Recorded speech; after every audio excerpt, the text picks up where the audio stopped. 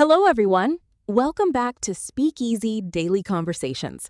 I'm Olivia, and today's episode feels a little more personal and reflective because we're going to talk about something that is part of our daily lives, whether we realize it or not. And I'm Ethan. Yes, today we're going to talk about social media and how it compares to real life. Not just on the surface level, but in a deeper way. How it affects the way we think, the way we feel, and even the way we see ourselves. I think this is a topic that many people can relate to because almost everyone uses social media in some way. But at the same time, not everyone really stops and thinks about how it influences their life. That's true. We scroll, we watch, we react, we compare, but we don't always reflect on what it's doing to us internally. So today, we're going to slow down and talk about it honestly. Not to judge, but to understand. Exactly. So just relax, listen, and maybe think about your own experiences as we talk. Ethan, let me start with a simple question. How often do you use social media in your daily life? Honestly, I use it quite often, probably more than I would like to admit. Sometimes I open it without even thinking, just out of habit. It has become something automatic, like checking the time or looking at messages. And even when I don't have a specific reason, I still find myself scrolling through different posts, watching short videos, or just observing what other people are sharing. I can relate to that. I think many people don't even realize how often they open social media. It's like a reflex. You don't plan to do it, but suddenly you're there, scrolling without a clear purpose. Yes, and sometimes you tell yourself that you'll just check for a few minutes, but then it turns into something much longer. You lose track of time, and before you realize it, a significant amount of time has passed. And when that happens, how do you usually feel afterward? It depends. Sometimes I feel entertained or relaxed, especially if I watched something interesting or funny.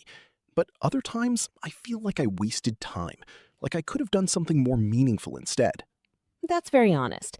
I feel the same way sometimes. It's like a mix of enjoyment and regret at the same time. Let's talk about something deeper. Do you think social media shows real life? I don't think it shows real life completely. I think it shows a version of reality, but it's usually a curated version. People tend to share the best moments, the happiest experiences, and the most attractive parts of their lives. Yes, I agree. It's like a highlight reel. You see the best parts, but you don't see the struggles, the boring moments, or the difficult situations. Exactly. And because of that, it can create a distorted perception. When you constantly see people looking happy, successful, and confident, you might start to compare your own life to that version, even though it's not the full picture. That's such an important point. Comparison happens very naturally, even when we don't intend to do it. Yes, and sometimes it can affect how we feel about ourselves. You might start thinking that you are not doing enough, or that your life is not as interesting as others. I felt that before. There were moments when I saw other people's achievements or lifestyles, and I started questioning my own progress, even though I knew logically that everyone has their own path. That's very human. Even when we understand it intellectually, it can still affect us emotionally. Let's explore that feeling more. Why do you think social media makes people compare themselves so easily? I think it's because social media presents information in a very concentrated way. You see many people's lives in a short amount of time. And because you're only seeing the best parts, it creates the illusion that everyone else is constantly doing something exciting or meaningful. That's true. In real life, you don't see that many people at once, and you don't see their lives in such a polished way. Exactly. In real life, you experience things more slowly, and you see both the good and the bad. But on social media, everything is compressed and filtered. And that can make your own life feel less interesting in comparison, even if it's actually meaningful in its own way. Yes, and I think that's one of the biggest challenges, learning how to appreciate your own life without constantly comparing it to others. Let's shift a little. What do you think is the biggest difference between social media interaction and real life interaction? I think the biggest difference is depth.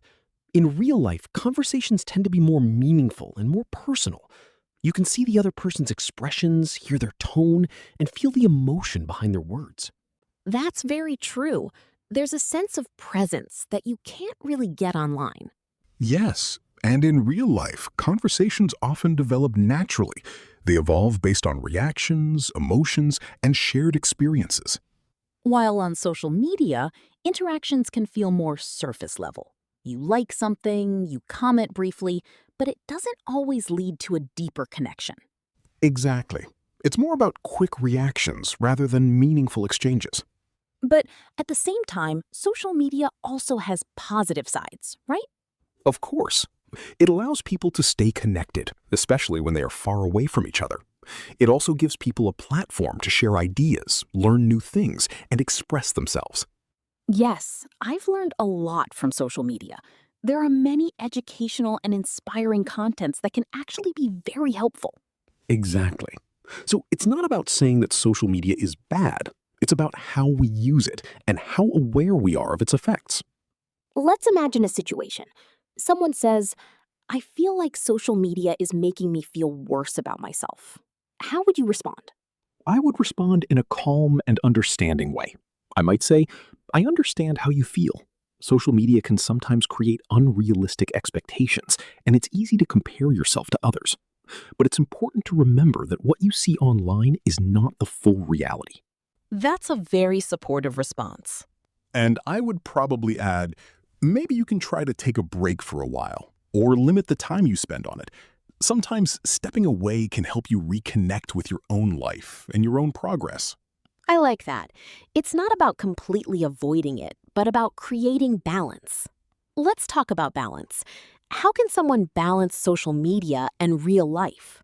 I think it starts with awareness. You need to notice how much time you spend on it and how it makes you feel. If it starts to affect your mood or your productivity, that's a sign that you need to adjust something. That makes sense. Awareness is the first step. And then you can create small changes.